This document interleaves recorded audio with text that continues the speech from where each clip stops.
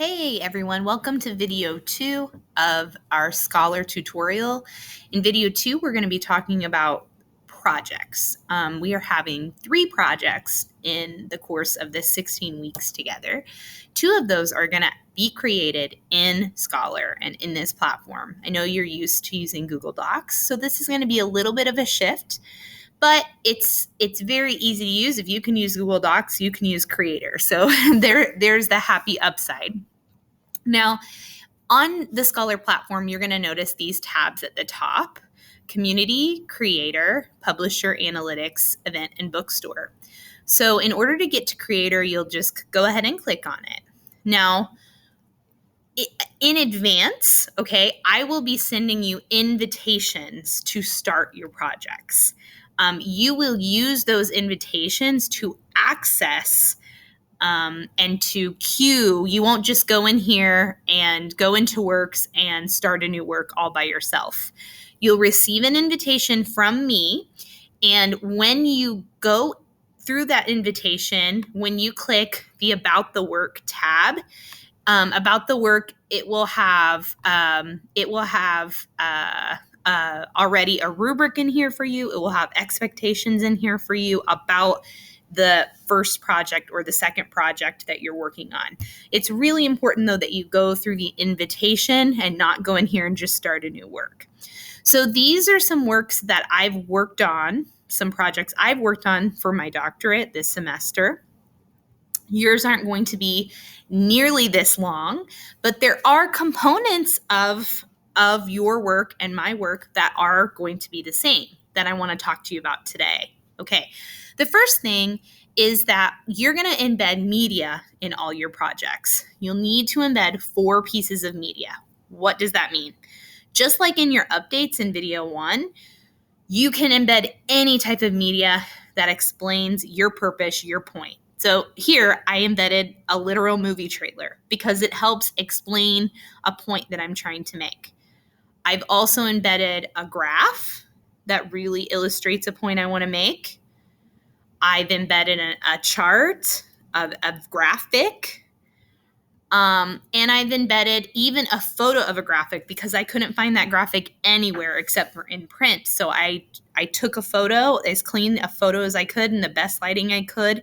I turned that into an image and I put it in here. So you can even do that. You can be creative, but you can use film.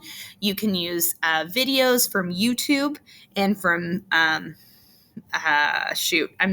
losing the name of it, but I will talk to you about it. I think it's Vimeo. I'm probably pronouncing it wrong, but you can put a lot of different types of media in here, including photographs. Okay, so you need to have at least 4 pieces of media to help explain your point. Let me make it clear too. In the updates, you're focusing on rhetorical analysis, right? We learned that in video 1. For each project, which there's going to be 2 written projects, you're going to focus on your own argument and doing research to support your argument and addressing counterclaims, okay?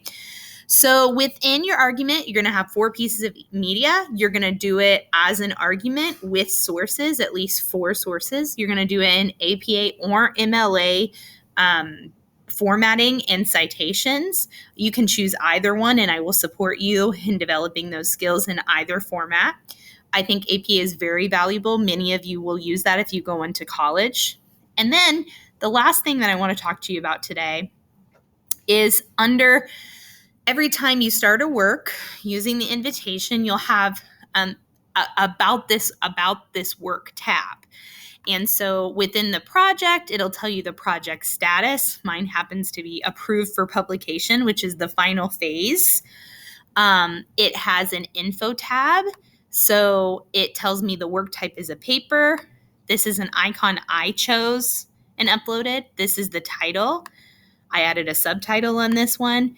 An abstract is a short summary of what it's about. You can add, and you can also add keywords. So if anybody's trying to find like a topic, like a search engine, they could find it more easily. Additionally, there's this thing called a structure tab. Now, when I click my structure, like my various structure here, these are the pieces of my paper. So kind of like if you're reading a journal article, how they'll have the titles in between each section, it's kind of like that. So for your projects, you're going to have at least 3 structures, 3 different, like you see how I have so many, you only need 3, okay? And one of those can be a reference section. Now, you might use more, okay? How you structure your project will really depend on what you write and how you write about it. I will help you form the structure on an individual basis as needed. But it is important that you understand this structure tool and how it works. And so in order to show you that, I'm going to go to my editing. I click this little pencil. And it's going to probably take a minute. All right, now I am to the point where I could make changes here. And I'm going to show you my structure. I just click this little add a new button, and it will let me give my section a heading. I could say introduction, I could say conclusion, whatever I want to save it. And then you would just save that. Okay, I'm going to cancel that out because I don't need to add any more structures, but that's how the structure tool works. Okay.